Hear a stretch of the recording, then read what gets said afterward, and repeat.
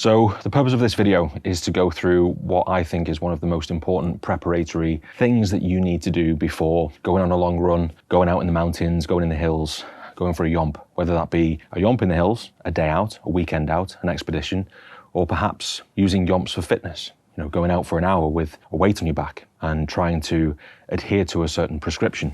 Now, the thing that I want to talk about today is foot care. Whether I'm out in the mountains, whether I'm out in a yomp, whatever it might be, I typically always carry some form of first aid kit with me. Now, when I'm taking groups out into the hills, this is the first aid kit I primarily rely upon. This is my group first aid kit. This is more of an advanced first aid kit. This is something that I've put together over a long period of time, and it involves some advanced equipment that I can use should the shit hit the fan. Tourniquets, it's got Israeli bandages in there, chest seals, Celox gauze, airways, all sorts. Everything that I'm going to need, including foot care consumables for other people. But if I'm not out with a group, if I'm out by myself, then I will always carry this with me, which is a smaller version of a first aid kit with an emphasis on foot care. Now, this is something I'm going to carry with me if I'm out by myself. I'm not going to carry the bigger one with me because chances are, if an injury that I have sustained is severe enough that I'm going to need some of the kit that's in that first aid kit, then chances are I'm not going to be able to administer it myself. Here in the UK, maybe not so much Scotland, but particularly the likes of Snowdonia, Brecon Beacons and the Lake District, you're always generally within about an hour to an hour and a half within a road. So my mentality, and this is only when I'm out by myself, is that if the injury that I sustain cannot be treated with a basic first aid kit, then chances are the shit's hit the fan. I'm not going to be able to administer treatments to myself in that circumstance. I'm probably going to be reliant upon mountain rescue. Fortunately, I've never had that experience. But the purpose of this video today is to go through this. With an emphasis on foot care, preparatory treatment that is going to act as a preventative measure rather than a cure, which is always a better solution. I think foot care is underrated. I think that based on experiences that I've had with other people, and I also think that based on experiences that I've had myself. I've been wearing boots, I've been out in the mountains now for what must be easily 16 years of my adult life. And yes, it's important to have really good quality footwear. However, even if the footwear that you have is of extremely high quality, even if the footwear that you have has been broken in because you've already done a couple of 100 miles in them, for example, blisters can still happen. All that has to occur is for you to sustain a niggle. Maybe you're somewhat fatigued and your posture, your gait changes. Maybe you're carrying weight that you're not used to. Maybe you're traveling on terrain that you're not familiar with. As soon as your posture, your gait, your walking cycle, running cycle for that matter, changes, you're going to be at risk of blisters. Now, one of the things that I love about the outdoors is this concept of type 2 fun. Especially here in the UK, we're always typically exposed to pretty shitty weather. 9 times out of 10, it's going to be wet, it's going to be windy, it's going to be pretty miserable as far as the weather's concerned. That, in addition to challenging terrain and challenging your fitness, navigational skills, outdoor skills, etc., yields to what I call, or other people call, type 2 fun. And that is the concept where you are embracing challenge. You're putting yourself into a situation where you're being challenged psychologically, be it because you're tired, you're wet, you're miserable, you're somewhat suffering a little bit because of the weather or the conditions that you've put yourself in. And the reason why that's type 2 fun is because when it's all over, you're back at your vehicle, you get yourself to the nearest coffee shop, or you put on the gas burner and make yourself a hot wet, a brew, cup of tea, cup of coffee, whatever it might be, Bovril. You get a massive sense of achievement. You feel elated.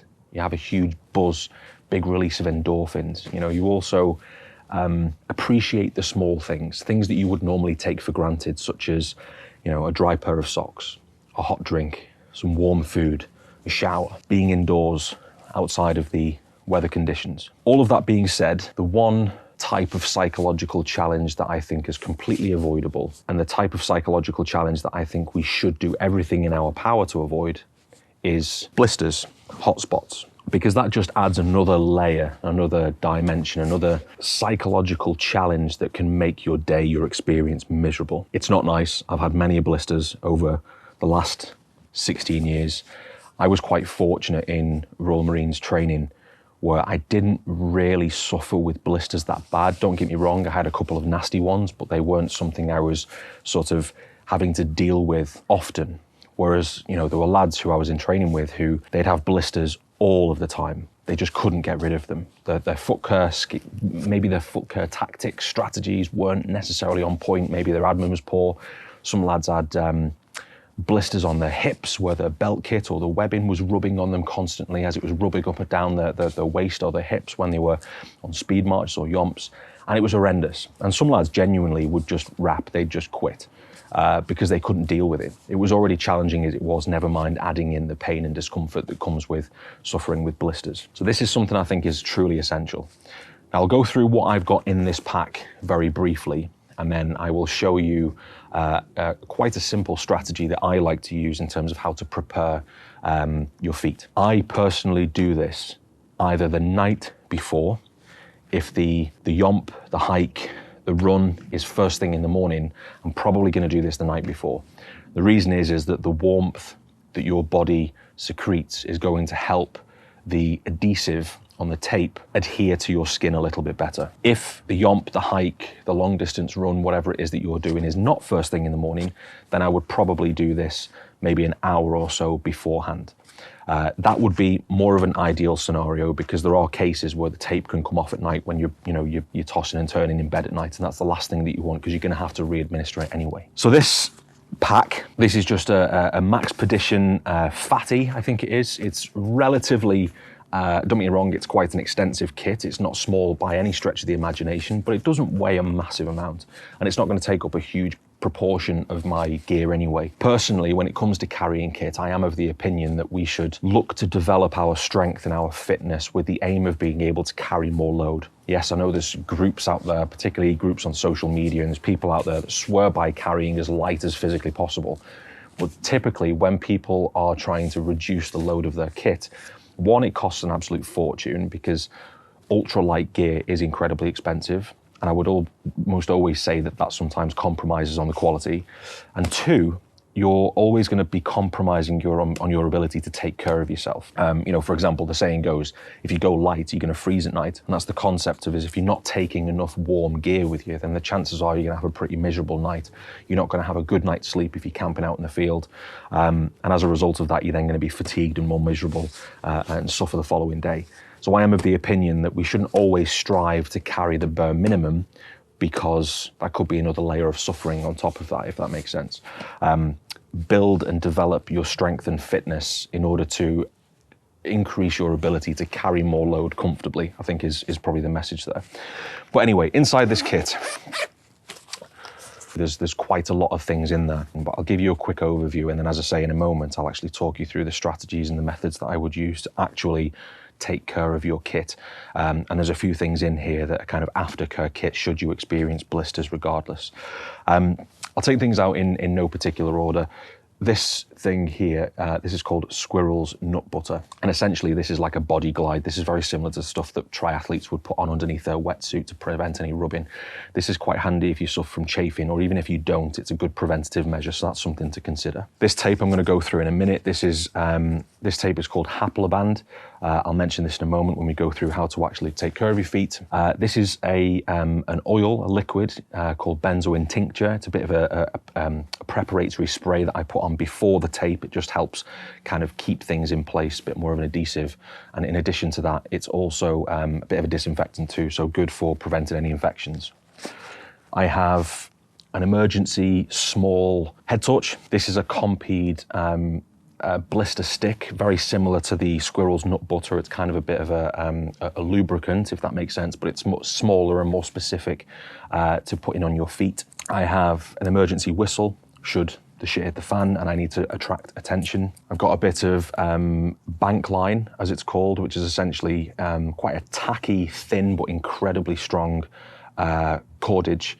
There's many uses for this that you can use from a survival perspective, a first aid point of view, but it could in its simplest form, if you break your laces, snap your laces on your boots, which is a big issue if you're out in the hills, then I can always use this as a spare set of laces. I have zinc oxide tape. This is more commonly used for foot care. I think this is what we used to use in the Marines primarily. However, I don't think this is as good as Haploband, but I've got it there just in case should I run out of Haploband unknowingly. Here I have a waterproof Ziploc bag, and I'm not going to go through its entire contents. I've got some spare batteries in there for head torches. I've got some of these compressed towels that can be quite good for cleaning wounds. You just essentially soak them in water and they expand into really big cloths. I've got some paracetamol, some ibuprofen.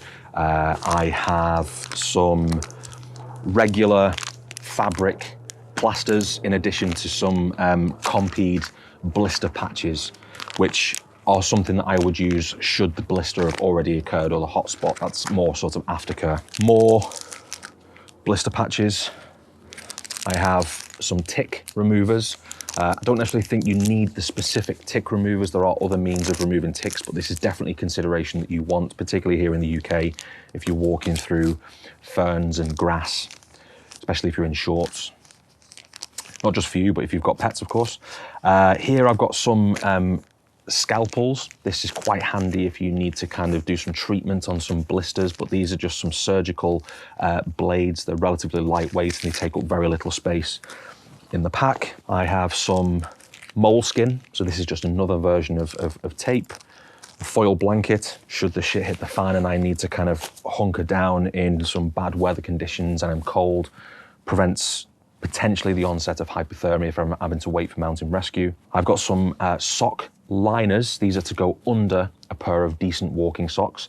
I think I've never used these personally. I've got them just in case, but the concept of these is that they actually wrap individually around your toes, which add a bit more, should we say, lubrication. It reduces the friction between your individual toes themselves, but the actual sock liner just adds another element of, or it prevents rubbing directly from your sock itself and the boot. I've not had to use these because I've got some pretty decent hiking socks.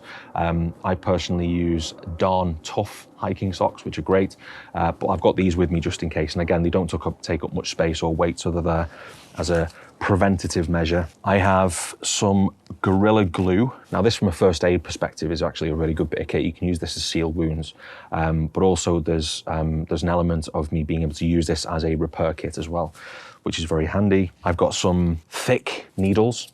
I will use these personally to pop, burst blisters once I've sanitized them, of course, under a naked flame.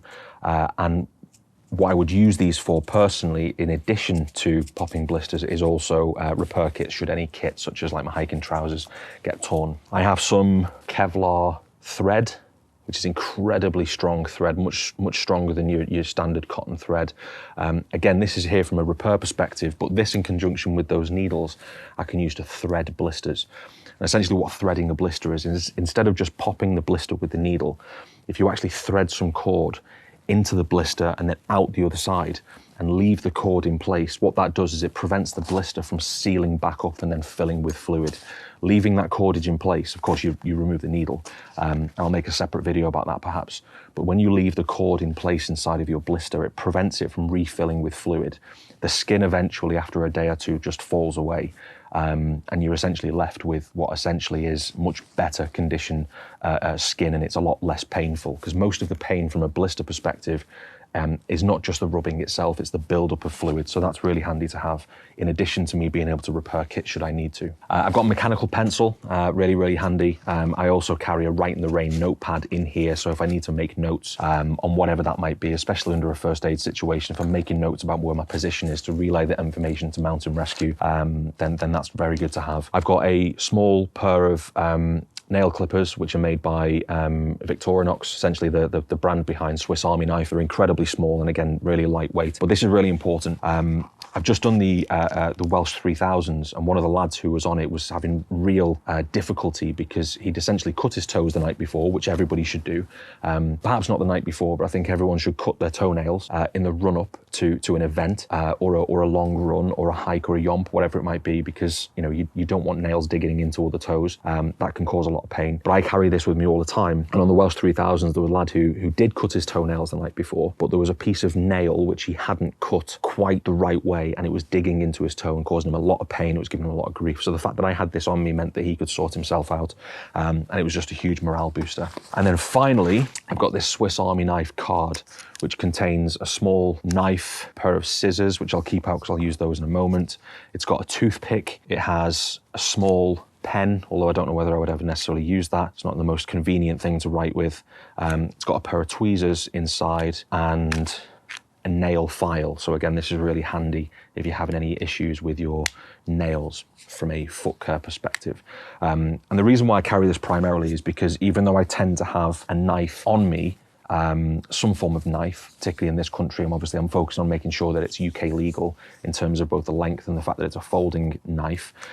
This is handy because this is a very small blade which I can carry on my person. And I know that if I'm not carrying my knife around with me because the situation I'm in has meant that I can't carry my knife, I've always got this with me inside of this first aid kit. And again, it doesn't take up any space whatsoever. So as you can see, there's a hell of a lot of kit that packs into what essentially is a very, very small pack, which is incredibly handy. And as I say, this is no advanced first aid kit for group settings or environments. This is a lot more put together in order for me as an individual, and there's a huge focus on foot care, because outside of a serious injury, which of course is less likely, and as I say, if it is that bad, I can either get myself down to the road, or if I can't, then mountain rescue is going to be my only option anyway. In the sense of this pack, I'm focusing a lot on foot care because that's the most common thing that I'm going to come across when out on a yomp, a hike, or a long run. So when it comes to the actual preparation of our feet, whether that be the night before or the morning of the hike, the yomp, the long distance run, whatever it is that we're doing, there's not actually that much that you need in comparison to the equipment that I've just shown you is inside this pack. All I'm going to need is the haploband itself, a pair of scissors, which of course these are the ones out of the Swiss Army knife card, and the benzoin tincture oil that I mentioned earlier. The first thing, of course, I'm going to do is make sure that I've cut my toenails and just check if they need filing down or whatever that might be. The next thing I'm going to do is just, this benzoin tincture doesn't come in this spray bottle, it comes in a little glass bottle that has a pipette on it. I got this small 10 ml spray bottle from Amazon. I've just, put the liquid inside of this instead, just because it's a lot easier.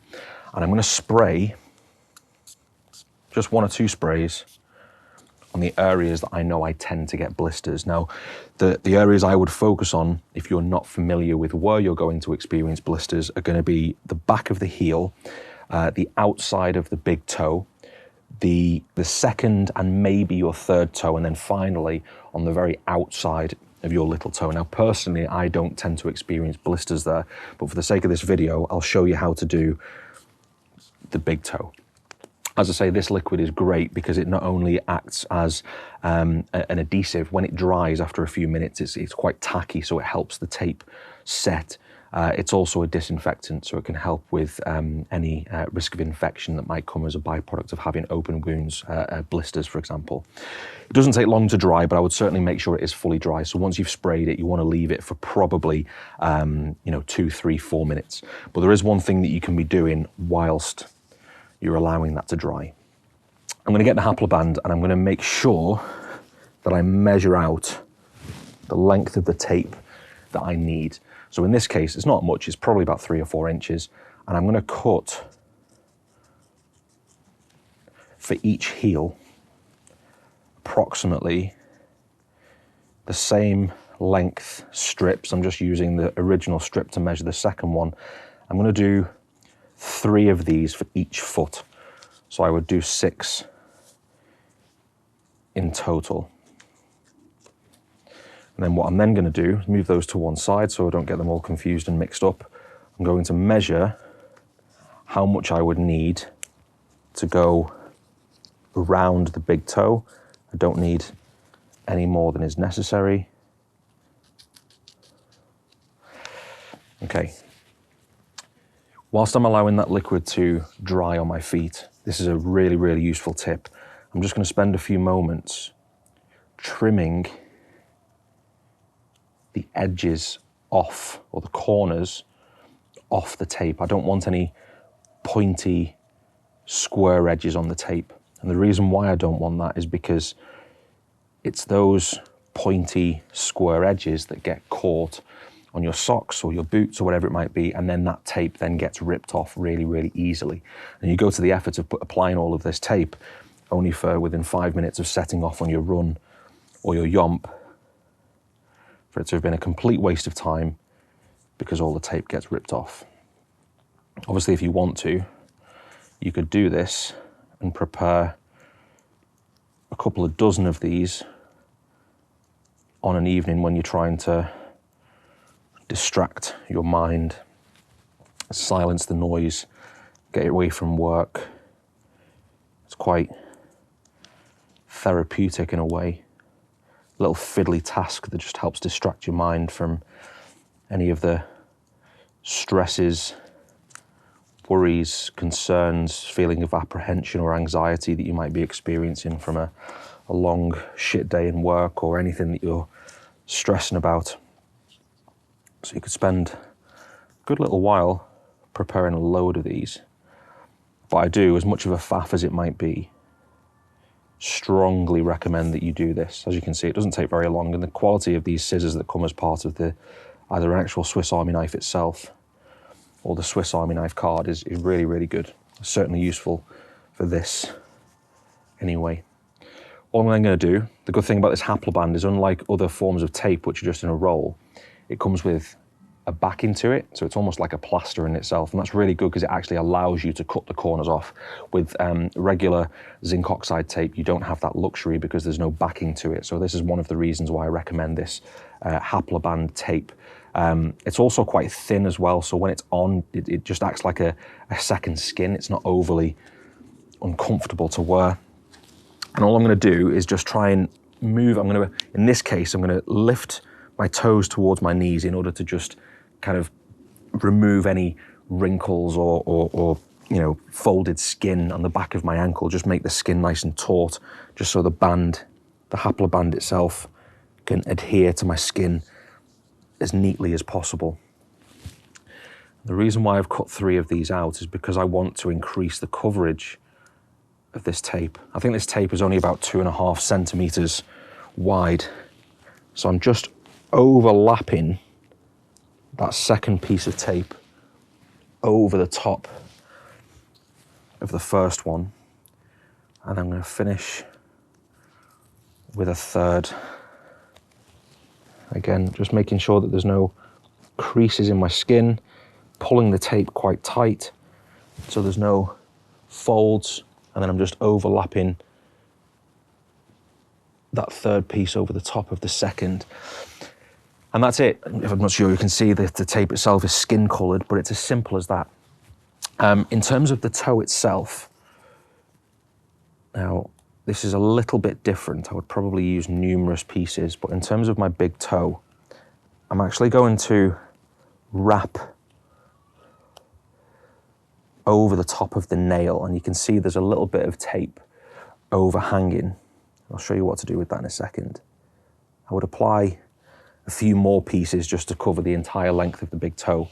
What I'm essentially going to do is squeeze, not too sure whether you can see, I'm squeezing together the ends of the tape to make 2 little ears that stick up.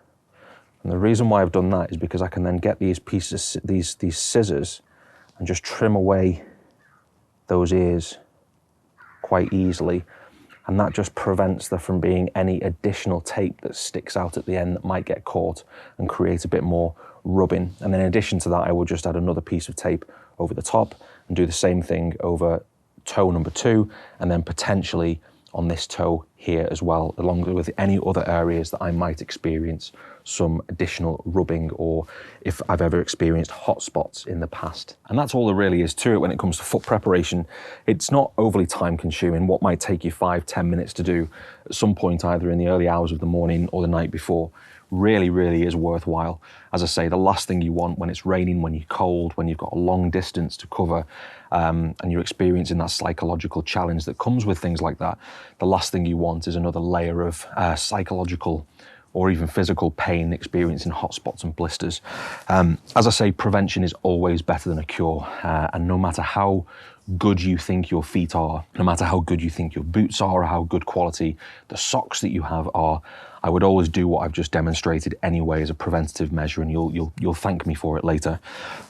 In terms of being out in the hills, there is obviously a risk that your feet might swell, especially on longer distances. So I always recommend that your boots are half a size larger than what you would normally buy, just to allow for that swelling. I would always make sure that you get some decent quality hiking socks or running socks, depending on what it is that you're doing. From a hiking perspective or yomping perspective, I definitely recommend the Darn Tough socks.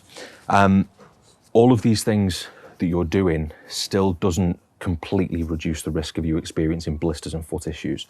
So as I've shown you earlier on in the video, I've got a lot of things there that are going to help me deal with those issues should they arise, regardless of how prepared I've made my feet to begin with. If you experience any hot spots, which essentially aren't blisters, they're just parts of your feet that are rubbing, and therefore you can feel the increase in heat, they're becoming red and painful. If you have the opportunity, I would stop there and then deal with it and essentially apply some more tape, hence why I carry this with me out in the field as well. If you do take your boots and your socks off and find that you do have a blister, then as I say, the first thing I would do, if you have the opportunity, is to sterilize one of those needles with an open flame. It could just be a lighter. I tend to always carry a lighter with me in my chest pack that I use when I'm out on a yomp. And I would use the needle with some thread to burst the blister itself, leave the thread in place just to prevent it from healing over and refilling with fluid. And then I would apply one of the Compeed blister patches, which they're a little bit more tough. They're a bit more robust, and it kind of takes the sensation away. They're a very good bit of kit, but the reason why I don't apply them as part of the preparatory work that I do is because they're quite expensive, and this reel of Haploband is quite inexpensive in the grand scheme of things. All of this kit, I wouldn't necessarily recommend that you go out and buy all in one go. Not that it's overly expensive, but of course things do add up. This is stuff that I've collected up over time. Once you have got it all though, the huge benefit of it financially is that the things that you're going to use up the quickest, the consumables, like the tape, are fairly inexpensive to replace. And with this 2.5 centimeter width Haploband, you get it in a pack of 2 anyway, so it'll last you absolutely forever. There's not really much in that kit that would wear out anytime soon. It's not as though I'm going to be using blister patches very often if I'm on top of my FOOTCARE. If you like this video, then do let me know, drop a comment below, whether you've got any questions, whether you've got any comments, whether you'd like me to add to it, or even send you links to some of this equipment. And also, if you're interested, if you want me to do a video on the more advanced first aid kit that I have when I'm responsible for taking groups out into the hills or on events, then let me know and I'll do that too. But thanks for watching, and I'll see you in the next video.